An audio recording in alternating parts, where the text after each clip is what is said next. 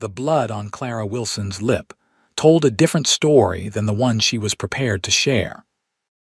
Tugging her bonnet lower to shield her face, she stepped off the dusty stagecoach into the scorching Nevada heat of 1876, her trembling hands clutching a worn carpet bag containing everything she owned in the world.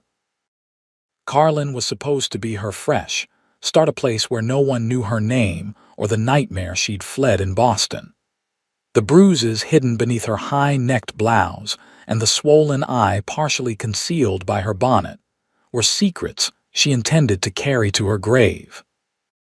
The small mining town of Carlin, Nevada, bustled with afternoon activity. Men in dusty work clothes moved between the assayer's office and the saloon, while women in practical dresses hurried along the wooden boardwalks with baskets of goods from the general store. The mountains rose in the distance, standing sentinel over the town nestled in the high desert basin. Clara straightened her shoulders and winced at the pain shooting through her ribs. 3 weeks of travel had not been enough time for her body to heal from Henry's final assault. She had promised herself she would never again be at the mercy of a man's temper, and she intended to keep that promise, even if it meant living in isolation for the rest of her days. "First time in Carlin, miss?" the stagecoach driver asked as he handed down her second bag. "Yes," she replied, keeping her face turned away. "Could you direct me to Mrs. Holloway's boarding house? I've arranged lodging there. Down the street, third building past the Mercantile. Can't miss it, has green shutters and flower boxes." He tipped his hat. "Good day to you, miss." Clara nodded her thanks and began walking slowly, the weight of her bags pulling at her injured shoulder. The letter in her pocket from her late mother's cousin offering her a position in the millinery shop had been her salvation, arriving just days after she'd made the decision to flee. She had responded immediately, accepting the offer and using the last of her savings to purchase passage west. As she made her way down the street, she felt eyes watching her. A town this size would notice a newcomer, especially one who kept her face hidden. She quickened her pace despite the pain, desperate to reach the sanctuary of the boarding house before anyone could get too close. She was so focused on her destination that she didn't see the rider until his horse nearly trampled her. Clara gasped and stumbled backward, dropping one of her bags as the massive chestnut stallion reared up just feet from where she stood. "Whoa, Atlas!" a deep voice commanded as strong hands brought the horse under control. "My apologies, madam. He's still getting used to town traffic." Clara kept her head bowed, retrieving her fallen bag. "The fault was mine, sir. I wasn't watching where I was going. Let me help you with those bags. They look heavy for a lady your size." "No, thank you," she said quickly, stepping back. "I can manage." Despite her refusal, the man dismounted in one fluid motion. Clara risked a glance upward and found herself looking at the tallest man she'd ever seen.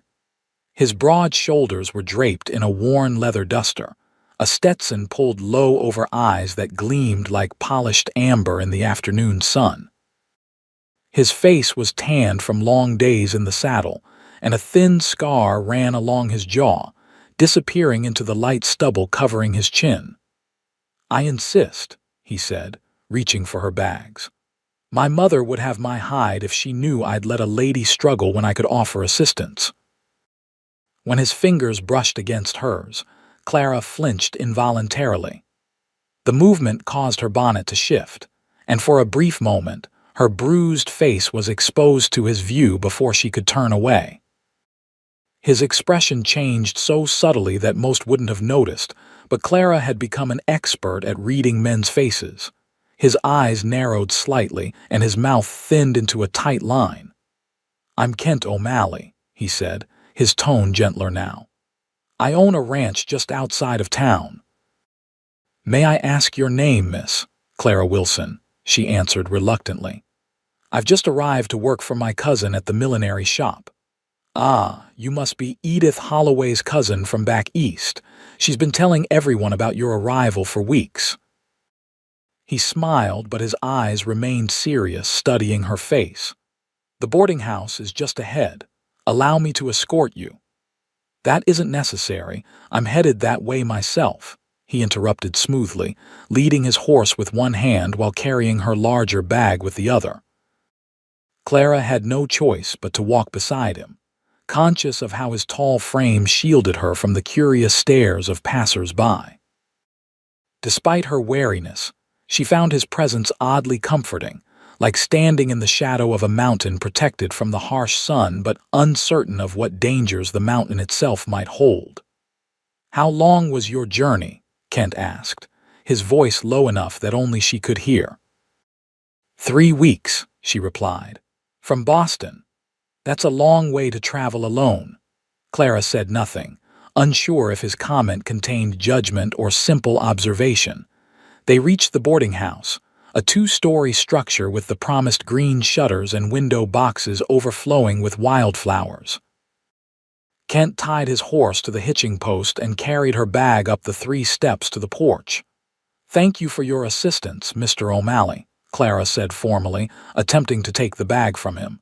He didn't immediately release it. "Miss Wilson," he began, then hesitated. "Carlin is a good town with good people. If you need anything at all, you can find me at the Golden Spur Saloon most Saturday evenings, or leave word at Parker's General Store." His words carried a weight that made it clear he wasn't simply being polite. He had seen her bruises, understood what they meant, and was offering help without directly acknowledging what neither of them wanted to name aloud. Clara swallowed hard. "That's very kind, but I don't anticipate requiring assistance." Kent nodded, releasing her bag. "Nevertheless, the offer stands." He tipped his hat and turned to leave, then paused. "Welcome to Carlin, Miss Wilson. I hope you find what you're looking for here." As he mounted his horse and rode away, Clara watched him go, wondering how a stranger could make her feel simultaneously exposed and sheltered.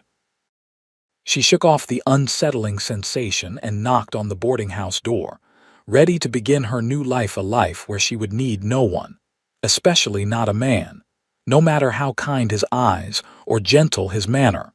Mrs. Holloway was a plump woman with silver-streaked brown hair and hands reddened from years of work. Her welcoming smile faltered momentarily when she saw Clara's face, but to her credit, she made no comment about the obvious bruising. "Clara, at last." We were beginning to worry when the stage was delayed. She ushered Clara inside, taking one of her bags.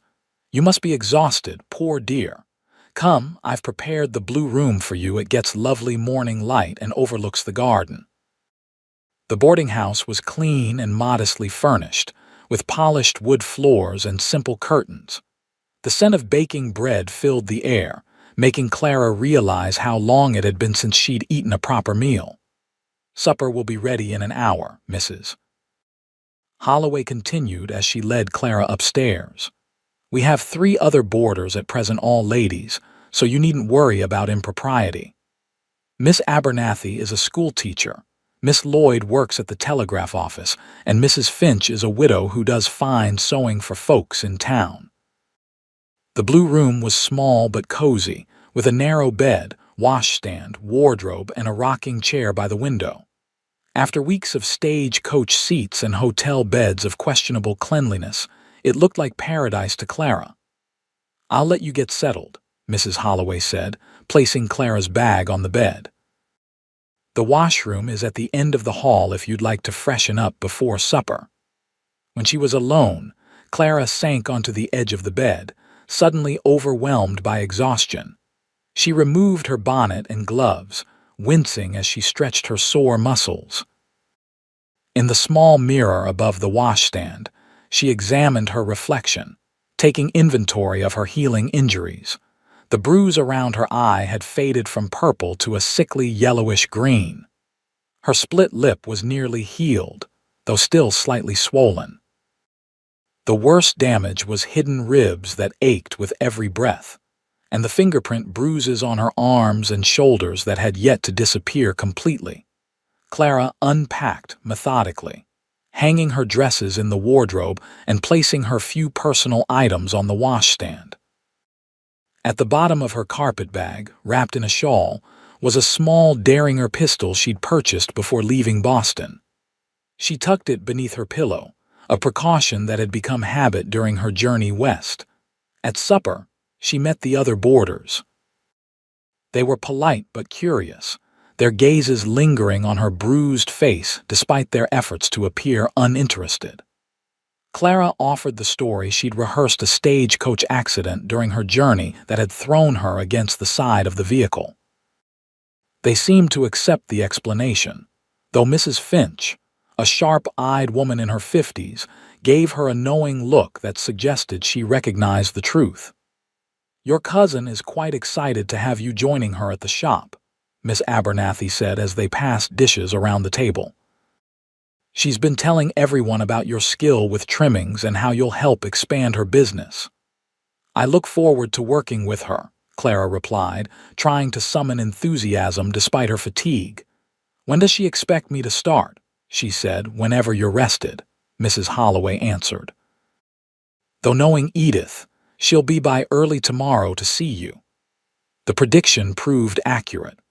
Clara had barely finished breakfast the next morning when Edith Holloway arrived, a small, energetic woman with Clara's mother's dark eyes and determined chin.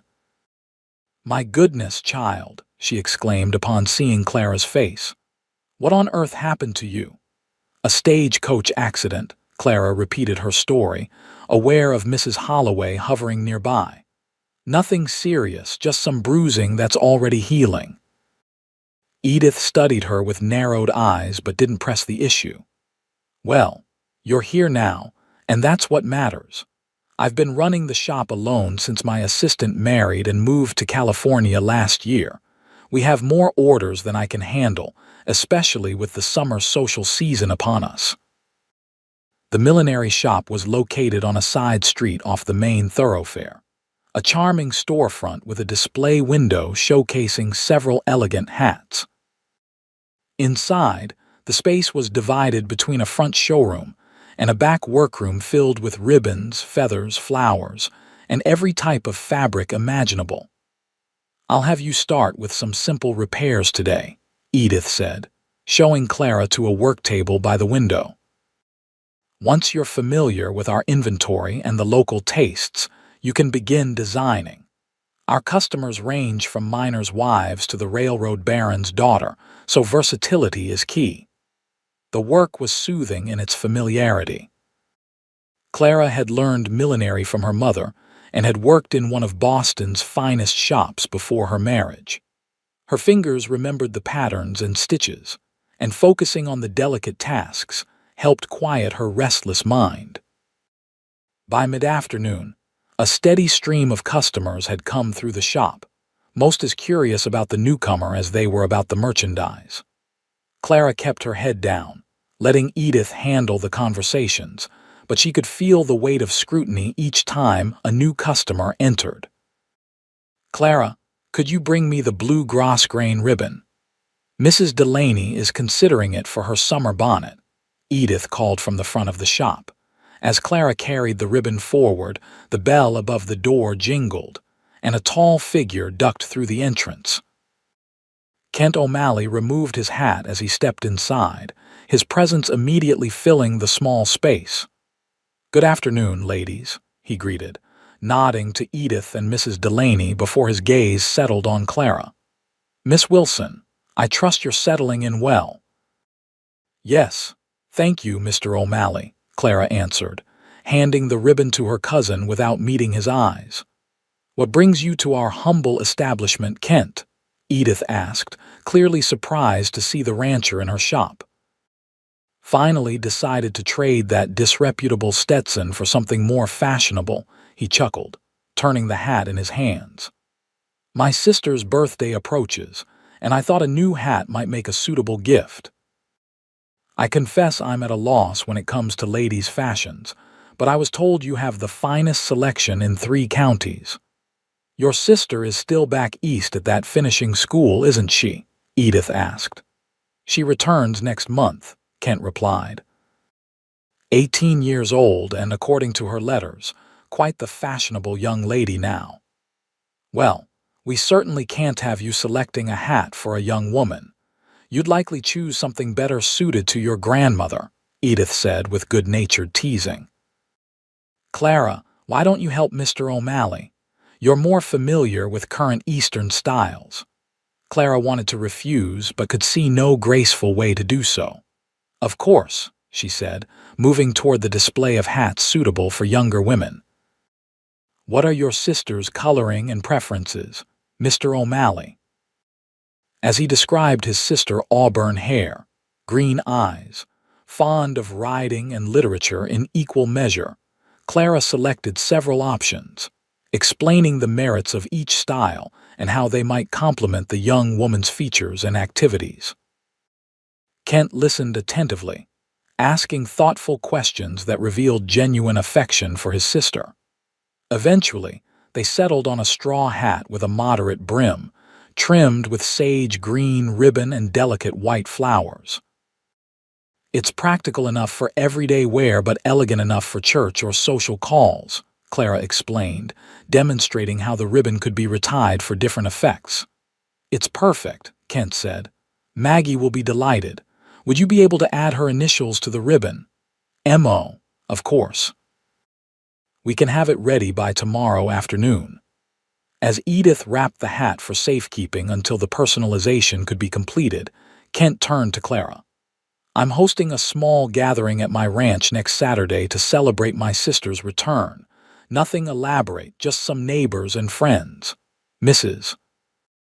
Holloway and the other boarders have already accepted invitations. I'd be honored if you would join us as well, Miss Wilson. Clara felt panic rise in her chest at the thought of a social event. That's very kind, but I couldn't possibly. Nonsense, Edith interrupted. Of course Clara will attend. It will be an excellent opportunity for her to meet more people in the community.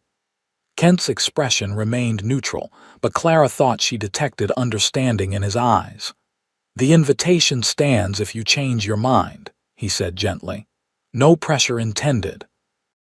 After he'd paid for the hat and left, Edith turned to Clara with raised eyebrows. Kent O'Malley doesn't often go out of his way to make newcomers feel welcome. In fact, he's rather known for keeping to himself except for business matters. I'm sure he was simply being polite, Clara said, returning to her workstation. Kent is many things, but falsely polite isn't one of them, Edith replied thoughtfully. If he extended an invitation, it's because he genuinely wants you there. The remainder of the week passed in a blur of work and cautious exploration of Carlin. Clara established a routine, walking to the shop each morning, working alongside Edith until closing, then returning to the boarding house for supper. In the evenings, she sat with the other women in the parlor, sewing or reading while they chatted. Her bruises began to fade, and with them, some of the curious stares from townspeople. The story of a stagecoach accident seemed accepted by most, though Clara occasionally caught sympathetic glances from older women who perhaps recognized the truth in her carefully averted gaze and instinctive flinch when men passed too closely on the street. She saw Kent O'Malley twice more, once when he collected his sister's hat, thanking her with a genuine smile that momentarily transformed his serious face, and again from a distance, as he loaded supplies into a wagon outside Parker's general store. Both times, he acknowledged her with a respectful nod, but made no attempt to approach her, for which she was grateful. As Saturday approached, Clara found herself facing increasing pressure from Mrs. Holloway and the other boarders to attend the gathering at the O'Malley Ranch. It will be the social event of the season, Miss Lloyd insisted as they sat at breakfast. The O'Malley Ranch is the finest property in the county, and Kent rarely opens it to guests. I've heard his sister is accomplished and well-educated, Miss Abernathy added. It would be good for Carlin to have another refined young woman in society.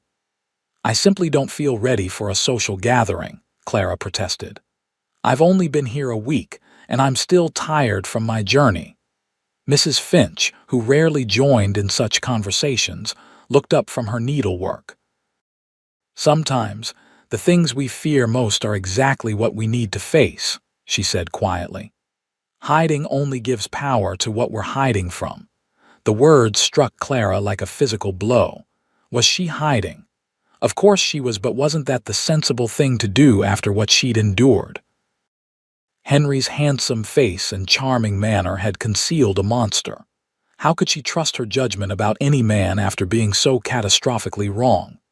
Yet as the day progressed, Clara found herself reconsidering. The O'Malley Ranch was a public gathering, not a private meeting.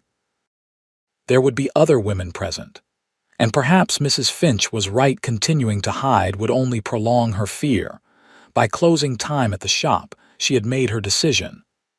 "I think I will attend Mr. O'Malley's gathering tomorrow," she told Edith as they tidied the workroom. Her cousin beamed. "Wonderful. I'm going as well. We can ride together in my buggy."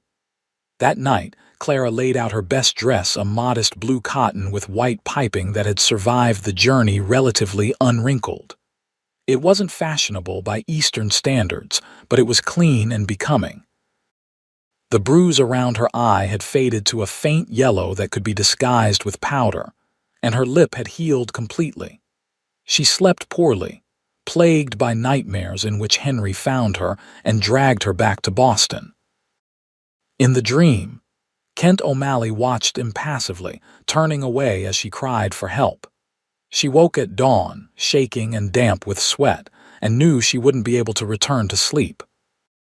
The O'Malley Ranch was located 5 miles outside of town, nestled at the base of the mountains with a creek running through the property. As Edith's buggy approached, Clara was struck by the beauty of the setting.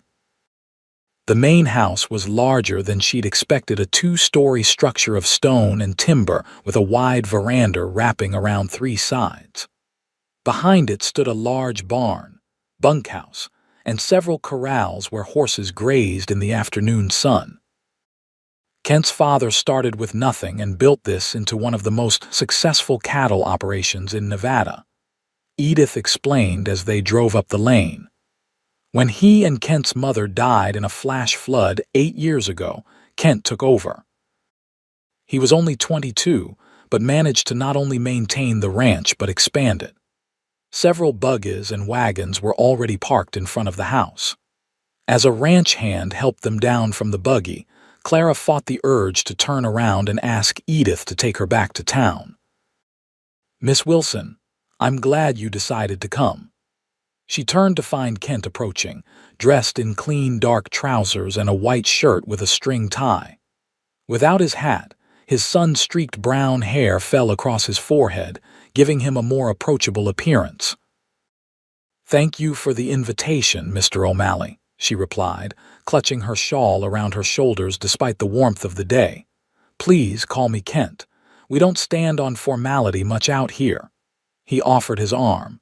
"May I introduce you to my sister? She's eager to thank you personally for helping select her hat." With Edith giving her an encouraging nod, Clara reluctantly placed her hand on Kent's arm and allowed him to lead her toward the house. His solid presence beside her was both intimidating and oddly reassuring as they navigated through the growing crowd of guests. Margaret O'Malley Maggie, as she insisted on being called, was a vivacious young woman with her brother's amber eyes and a ready smile. She wore the hat Clara had helped select and greeted her warmly.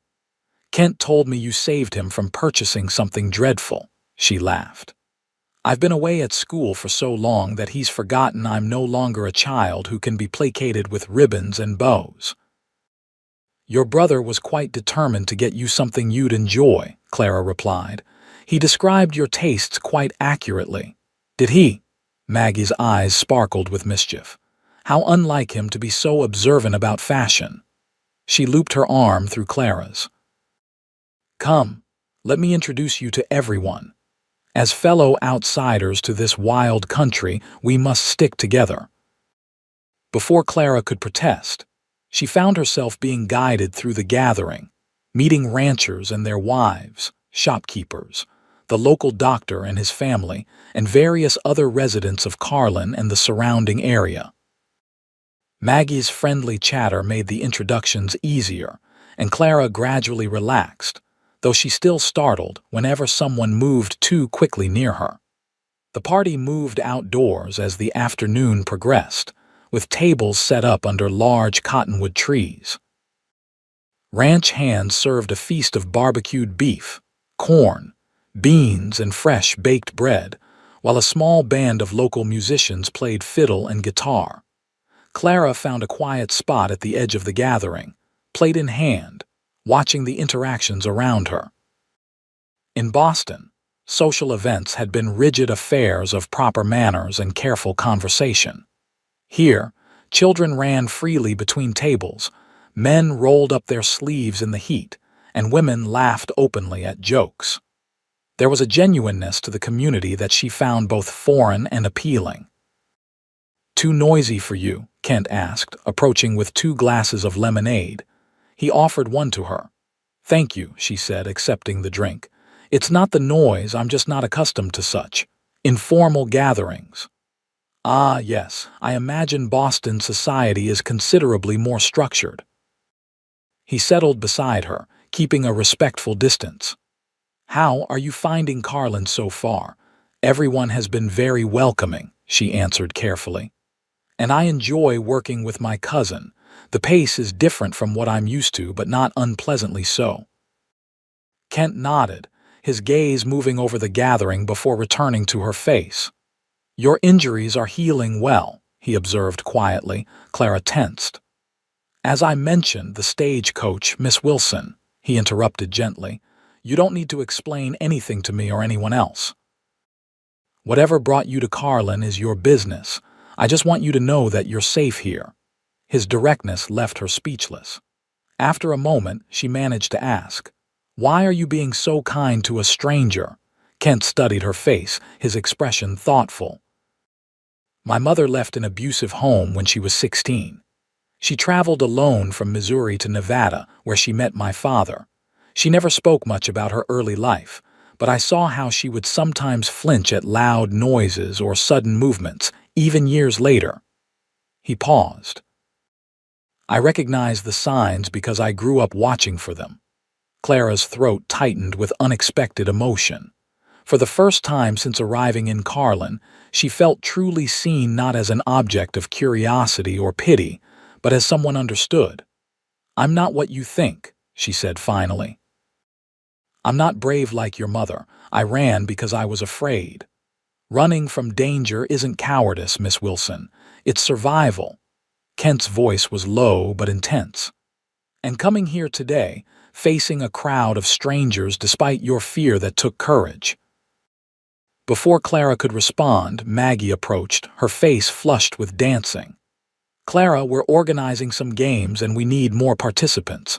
Will you join us?" With Kent's words echoing in her mind, Clara made a decision. "Yes," she said, rising from her seat. "I'd be happy to." The remainder of the afternoon passed in a blur of simple games, music, and conversation. Clara found herself laughing for the first time in months as she participated in a 3-legged race paired with Mrs. Finch, both of them collapsing in giggles when they toppled over near the finish line. As twilight approached, lanterns were lit around the yard, creating a magical atmosphere. The musicians struck up a waltz, and couples began to dance on a wooden platform near the barn. Clara watched from the sidelines, content to observe until Kent appeared before her, hand outstretched.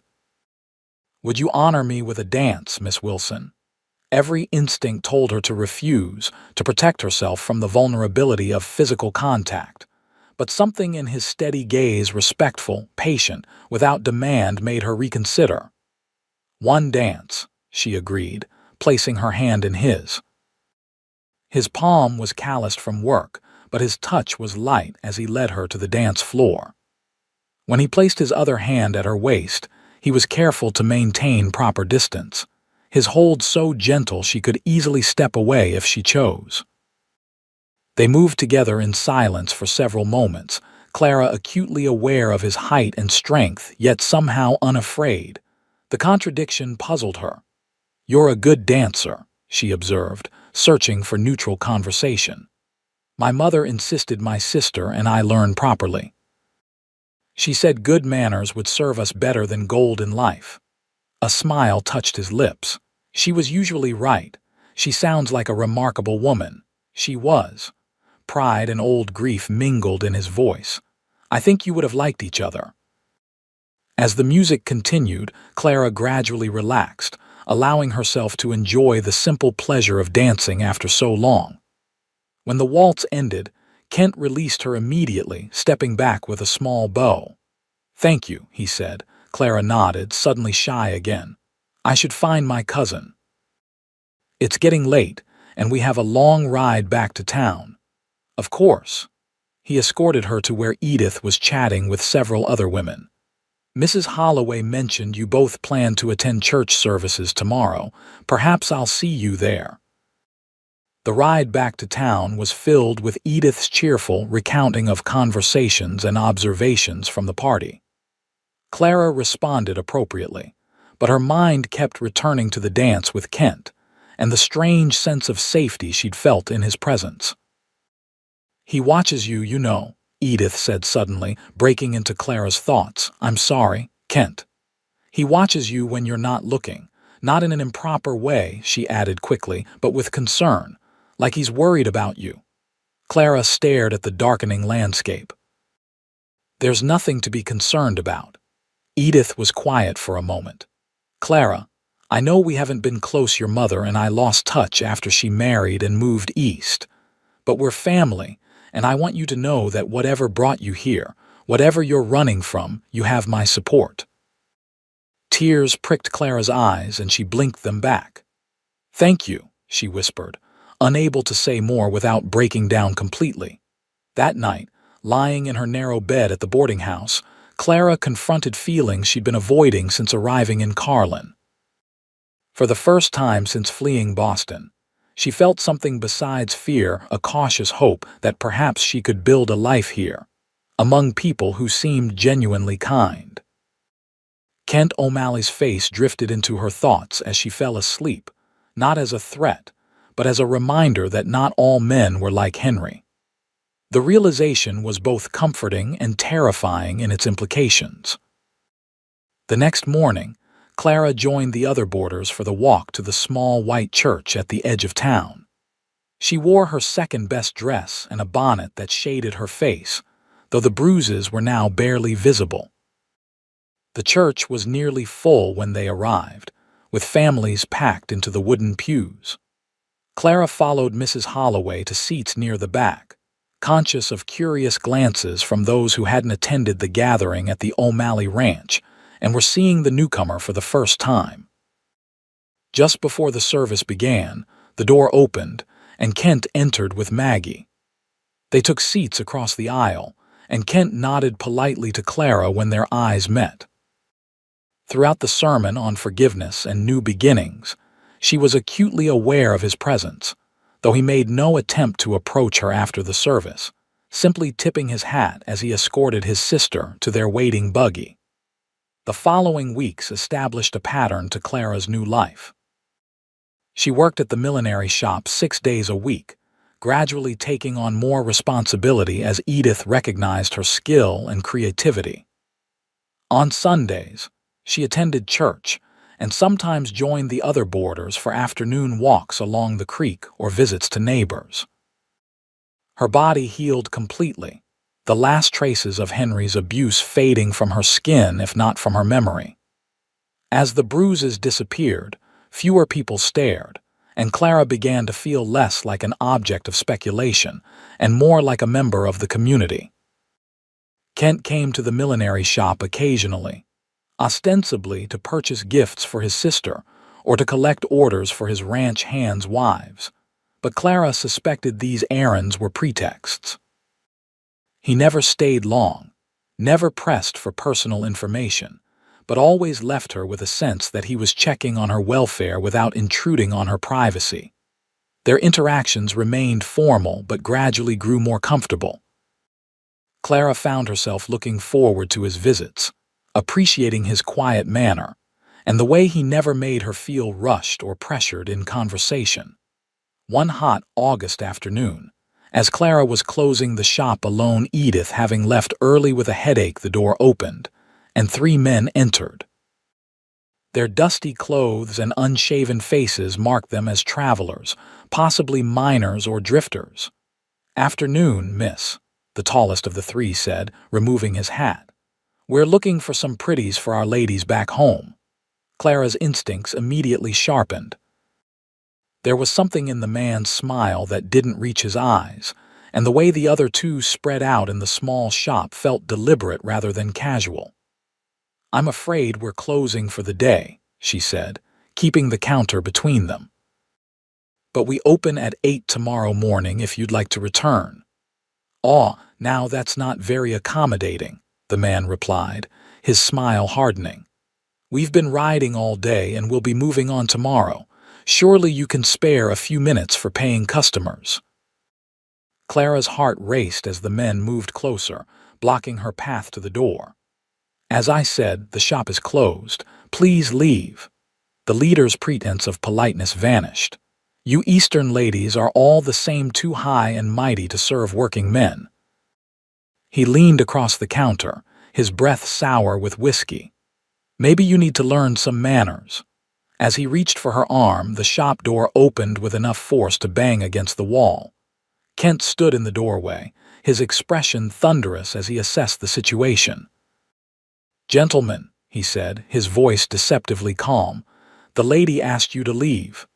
The three men turned, sizing up the newcomer. Though Kent was outnumbered, his height and the unmistakable confidence in his stance gave them pause. "We're just looking to buy some hats," the leader said, his tone now cautious. "No, you're not." Kent moved into the shop, positioning himself closer to Clara. "You're leaving. Now." There was a tense moment when Clara thought the men might challenge him, but something in Kent's eyes, a dangerous stillness that promised swift violence if provoked, made them reconsider.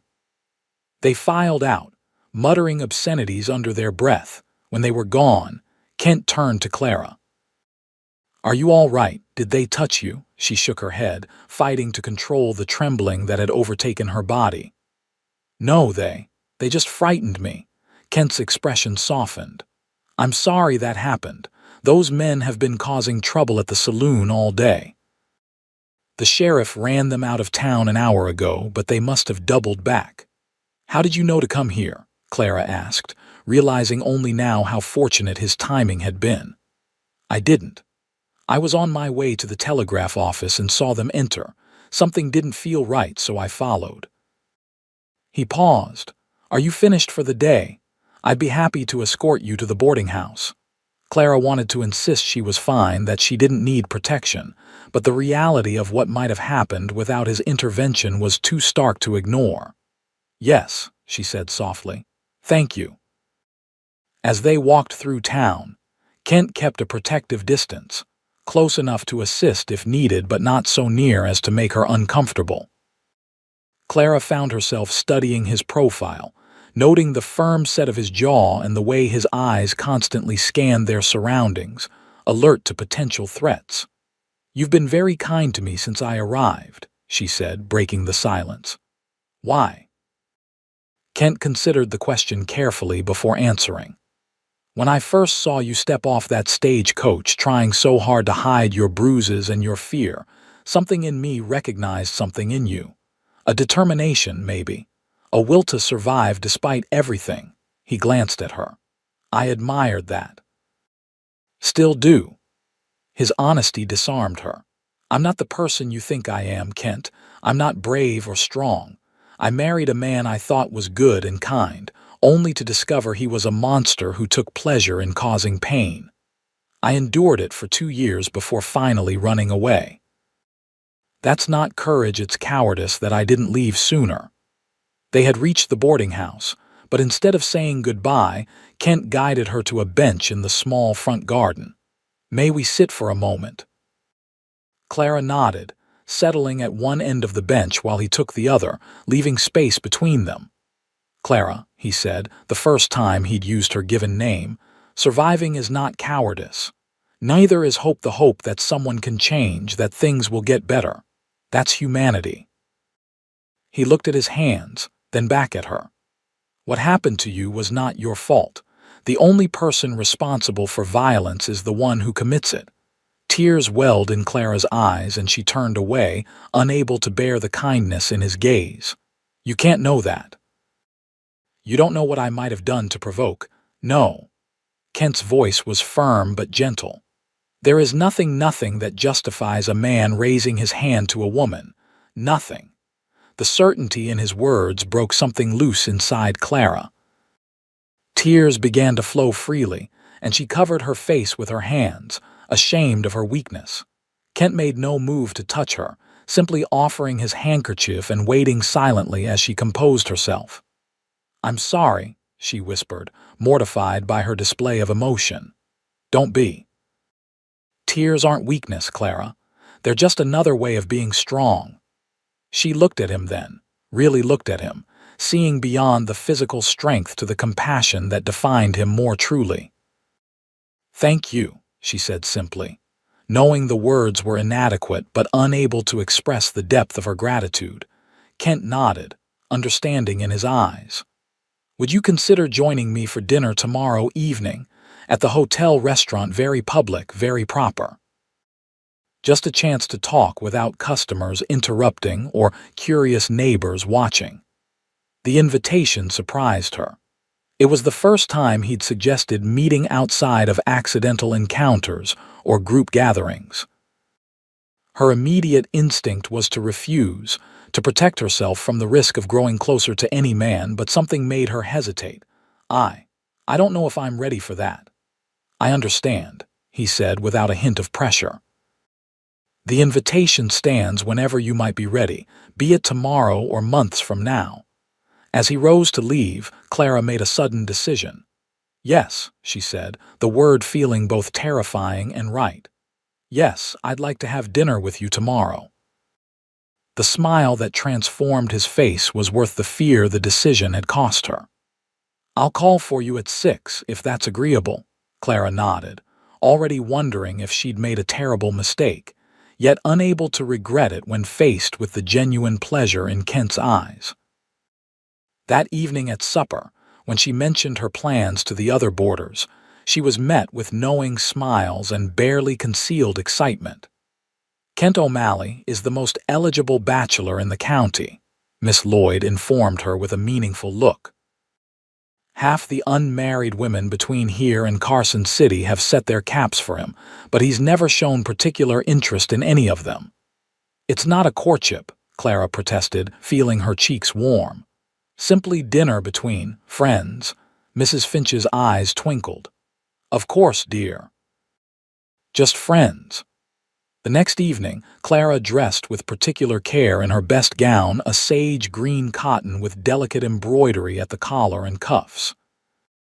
She arranged her hair simply but neatly, and for the first time since arriving in Carlin, she felt truly beautiful as she studied her reflection in the mirror. Kent arrived precisely at 6, dressed in a dark suit that transformed him from rugged rancher to distinguished gentleman.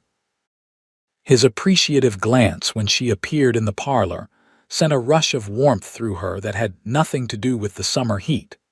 The hotel restaurant was the finest establishment in Carlin, with white tablecloths and a small vase of wildflowers on each table. As Kent held her chair, Clara was conscious of curious glances from other diners, but found she didn't mind as much as she expected. Their conversation flowed more easily than she'd anticipated. Moving from discussions of books, they'd both enjoyed to Kent's stories of growing up on the ranch to Clara's descriptions of Boston before her marriage. She carefully avoided any mention of Henry or the darker years of her life, and Kent respected those boundaries, never pressing when she changed the subject. "Maggie leaves for San Francisco next week," he mentioned as they finished dessert. "She's been invited to spend the fall with our mother's sister and her family.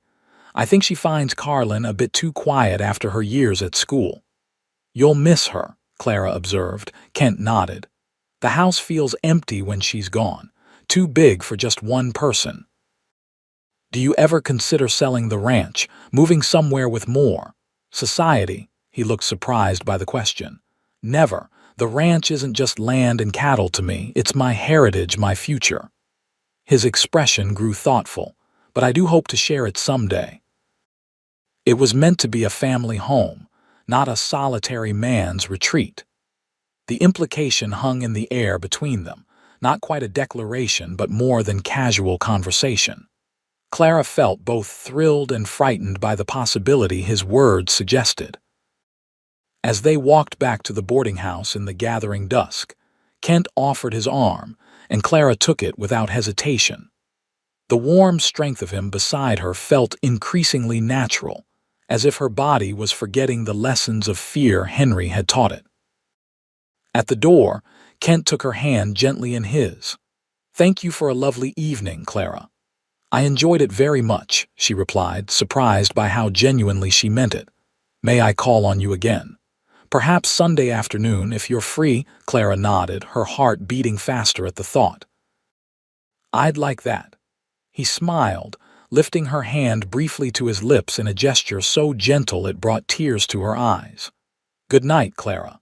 "Good night, Kent." Inside, Clara leaned against the closed door, trying to make sense of the emotions swirling within her. Fear and hope, caution and longing, all tangled together in a confusion that left her breathless. Mrs. Holloway appeared in the hallway, her expression curious. "Did you have a pleasant evening, dear?" "Yes," Clara answered, unable to keep a small smile from her lips. "Very pleasant."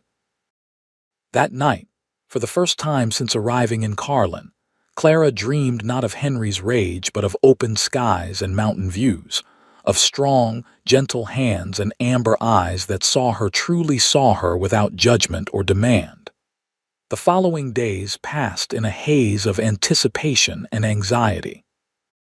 Clara threw herself into her work at the shop, creating a new line of fall bonnets that Edith declared were the finest she'd ever seen. But her mind frequently wandered to thoughts of Kent and their upcoming Sunday meeting. By the time Sunday arrived, Clara had changed her outfit 3 times before settling on a simple blue dress that brought out the color of her eyes. Kent called for her precisely at 2 o'clock, as promised, and suggested a walk along the creek that ran through the edge of town. "It's cooler by the water," he explained, "and there's something I'd like to show you if you're willing." The creek path was dappled with sunlight filtering through cottonwood trees, their leaves beginning to show hints of gold as summer waned. Other couples and families strolled nearby, nodding greetings as they passed. Kent led her to a bend in the creek where the path climbed slightly up a small rise. At the top stood an old oak tree, massive and gnarled, with branches spreading wide to create a natural canopy. "This is the oldest tree in the valley," Kent said as they approached. "The local Paiutes consider it sacred. My father used to bring me here when I was a boy, telling me that as long as this tree stood, our family would prosper." Clara reached out to touch the rough bark, feeling the history in its deep grooves. "It's beautiful.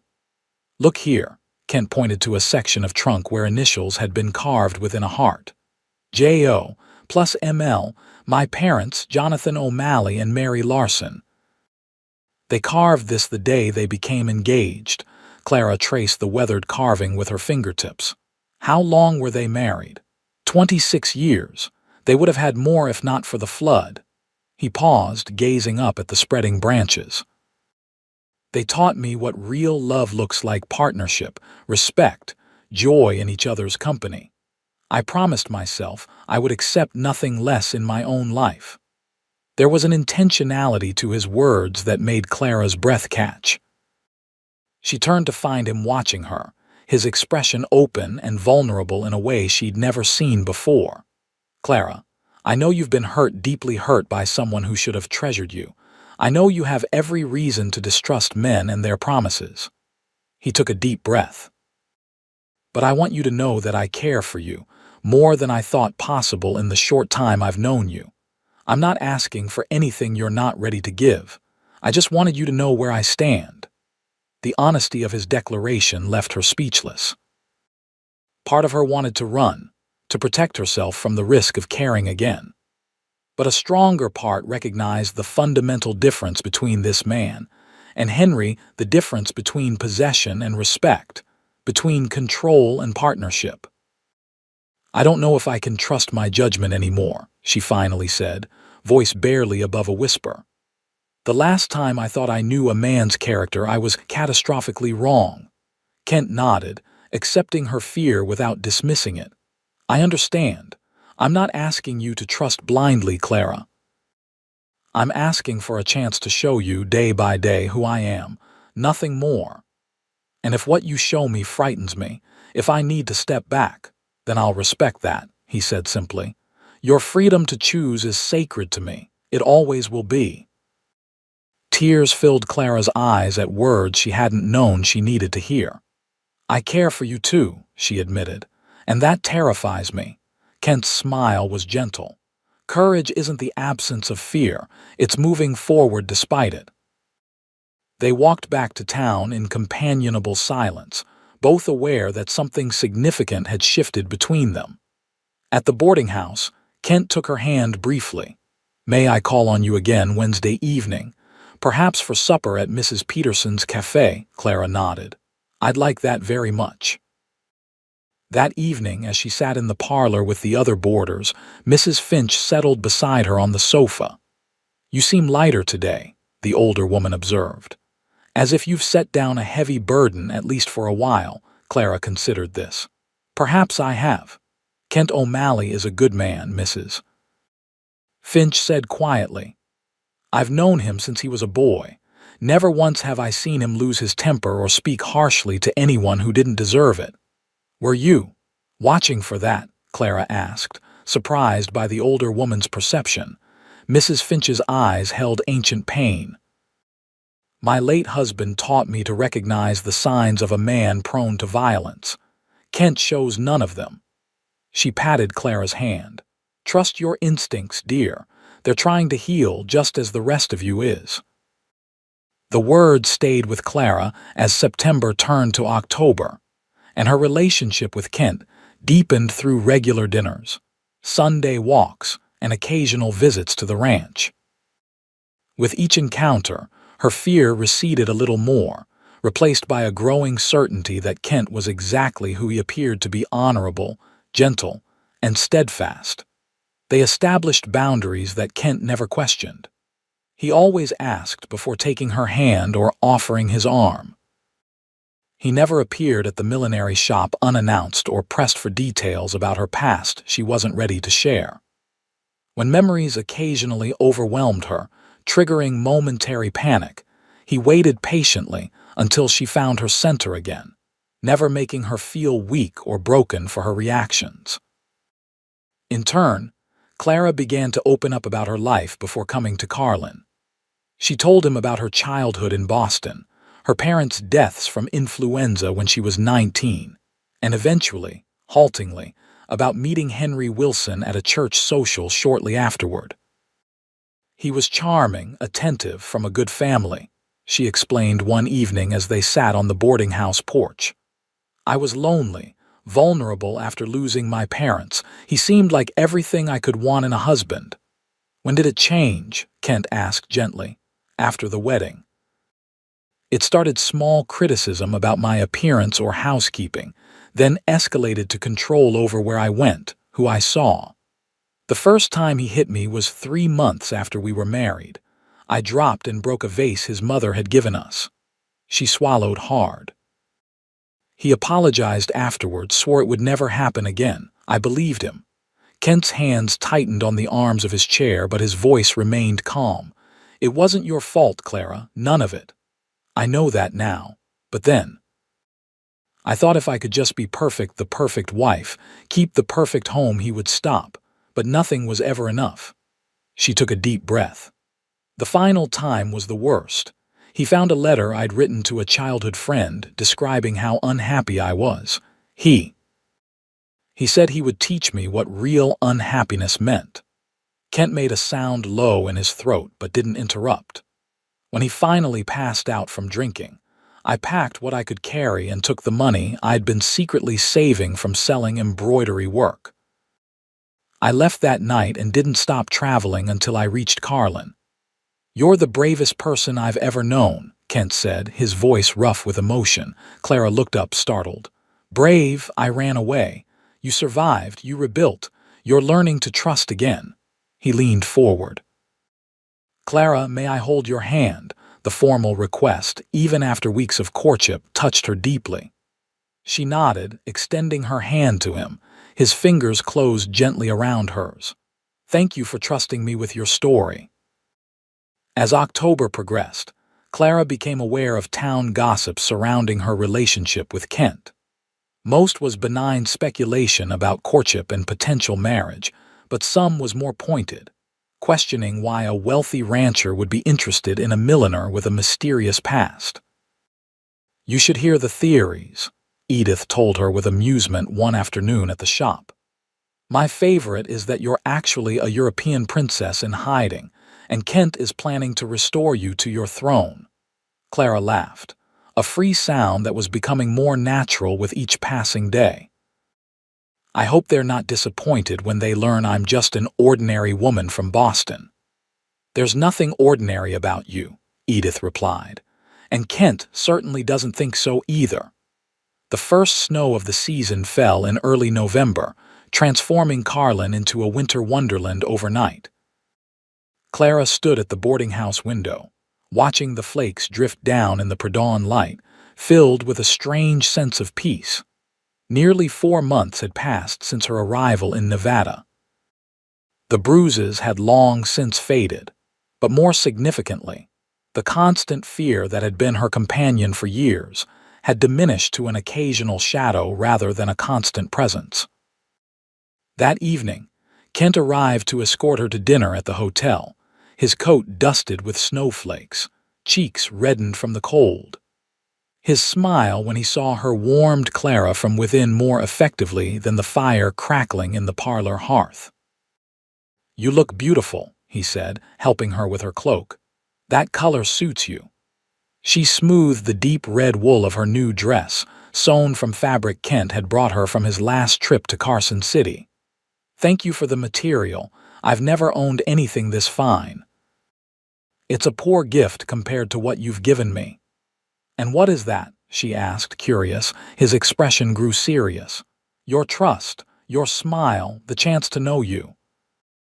At the hotel, Kent led her not to the restaurant but to a small private dining room where a table for two was set with fine china and candles. "I hope you don't mind," he said, helping her remove her cloak.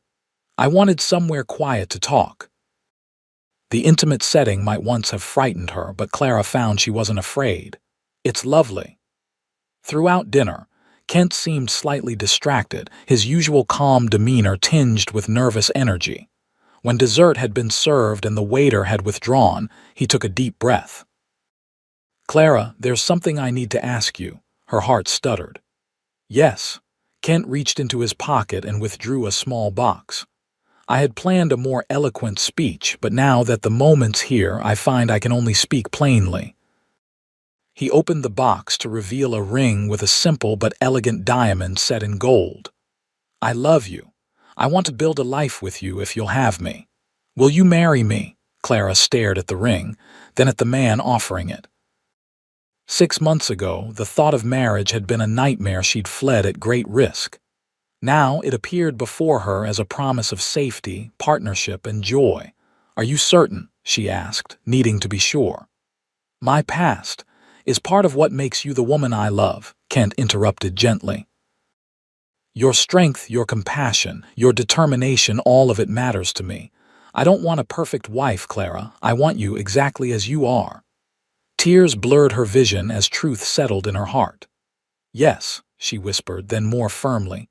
"Yes, I will marry you, Ken O'Malley." His smile was radiant as he slipped the ring onto her finger. "I promise to spend every day earning your trust and your love." "You already have both," she replied, realizing as she spoke that it was true. Somewhere along the way, without drama or declaration, she had fallen deeply in love with this quiet, honorable man. News of their engagement spread through Carlin like wildfire. Clara found herself the center of attention, receiving congratulations from people she barely knew alongside the genuine well wishes of those who had become friends. "I told you he was a good man," Mrs. Finch said with satisfaction when Clara showed her the ring. "Though I admit I didn't expect things to progress quite so quickly." "Nor did I," Clara confessed, "but it feels right in a way nothing has for a very long time." They set the wedding date for Christmas Eve, a mere 6 weeks away. Edith immediately began planning an elaborate celebration, while Maggie, returning from San Francisco for the occasion, took charge of transforming the ranch house into a suitable home for a new bride. "Ken hasn't changed a thing since our mother died," she told Clara as they rode out to the ranch one crisp December afternoon. "It's high time a woman's touch returned to the place." The house was larger than Clara had realized, with 6 bedrooms, a spacious kitchen, formal dining room, and a library filled with books. Kent had given her free rein to change whatever she wished, but Clara found she loved the solid, comfortable furnishings and warm colors his mother had chosen years before. "It already feels like home," she told Kent as he showed her what would be their bedroom, a large corner room with windows facing both the mountains and the creek. "I wouldn't change a thing." His eyes darkened with emotion as he took her hand. "When I lost my parents, I thought this house would never feel like a home again. Now I can't wait to fill it with new memories, our memories." The weeks before the wedding passed in a whirl of preparations.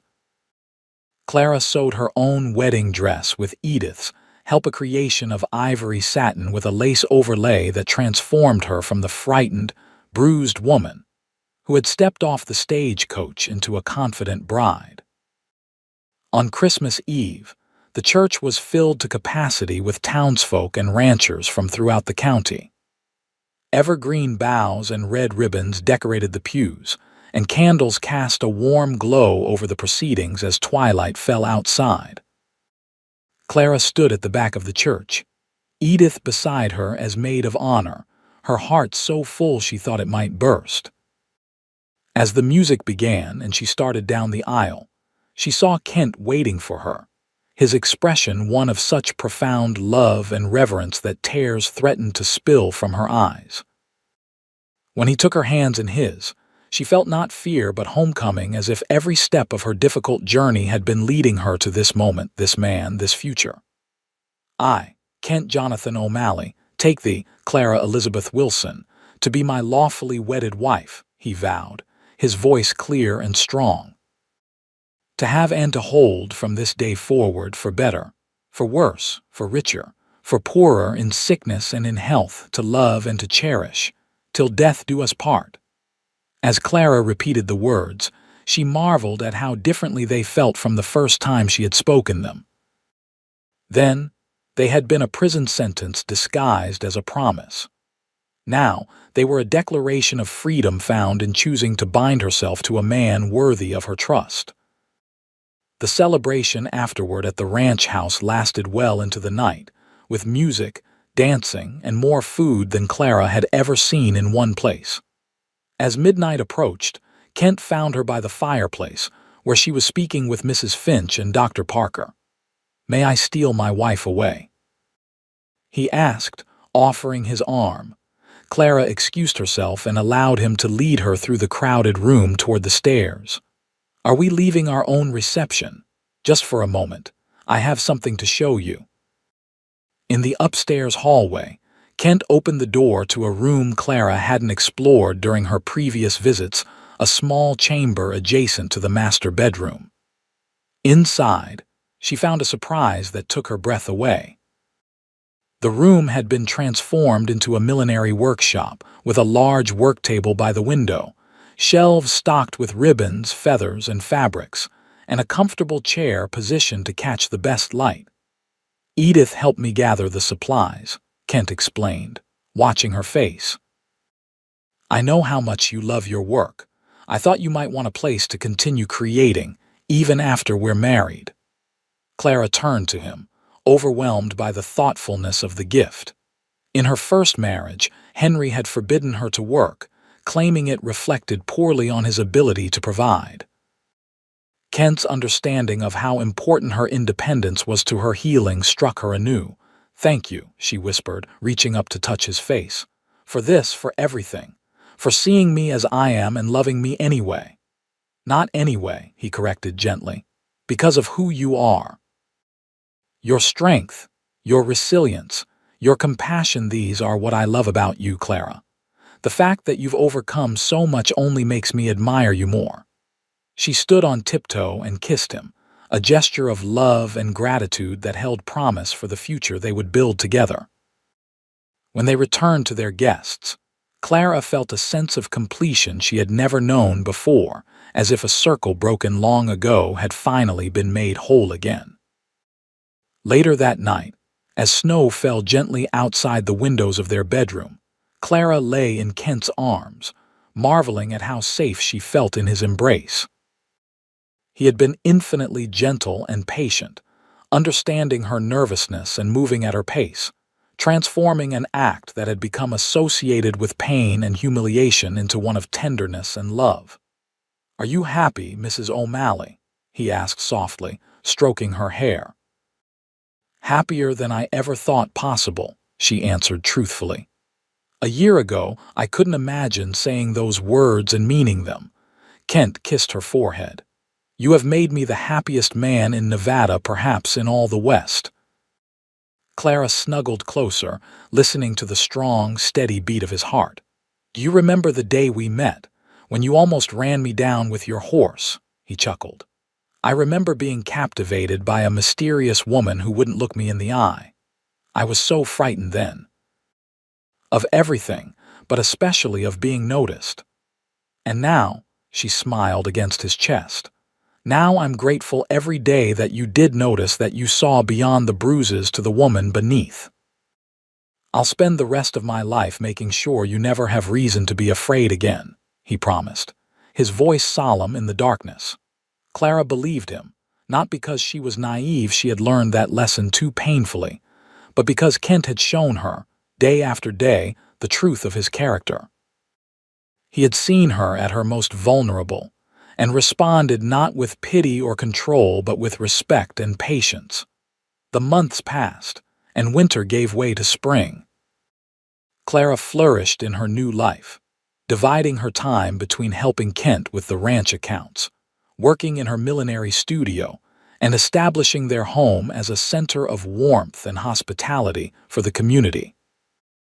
News of her past eventually reached Carlin through a Boston newspaper that mentioned Henry Wilson's arrest for assaulting his housekeeper. Clara faced the gossip with dignity, neither confirming nor denying the stories, but offering quiet support to other women who began to seek her out, drawn by the example of her renewal. In May, exactly 1 year after she had stepped off the stagecoach in Carlin, Clara shared news of her own with Kent as they sat on the veranda watching the sunset. "I visited Dr. Parker today," she said, her hand resting lightly on her still flat stomach. "We're going to have a baby in November." Kent's face transformed with wonder as he knelt before her chair, placing his large hand gently over hers. "A baby," he repeated, voice thick with emotion. "Clara," words failed him, and he simply pressed his forehead against her knees, shoulders shaking slightly. When he looked up, tears glistened in his eyes. "Thank you," he whispered, "for trusting me enough to create a family together. I swear to you our child will know only love and kindness in this home." Clara touched his cheek, her heart so full it ached. "I know," she said simply. "That's why I'm not afraid." And it was true. The fear that had been her constant companion for so long had been replaced by a deep, abiding peace.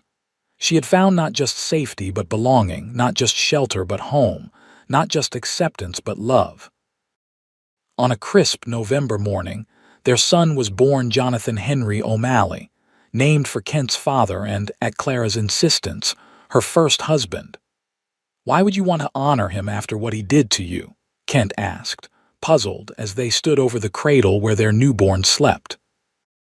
Clara touched the downy hair on her son's head. "Not to honor him, but to transform what the name means. Every time we call our son by his middle name, it will be with love, not fear. It's my way of taking back what was stolen from me." Kent wrapped his arm around her waist, understanding in his eyes. "You're the strongest person I've ever known, Clara O'Malley." "I found my strength here," she replied, leaning against him, "with you in this place." As they stood together, watching their child sleep, Clara reflected on the journey that had brought her to this moment. She had arrived in Carlin bloodied and broken, carrying wounds both visible and hidden. She had found not just healing but transformation, a new life built on the foundation of respect, kindness, and love.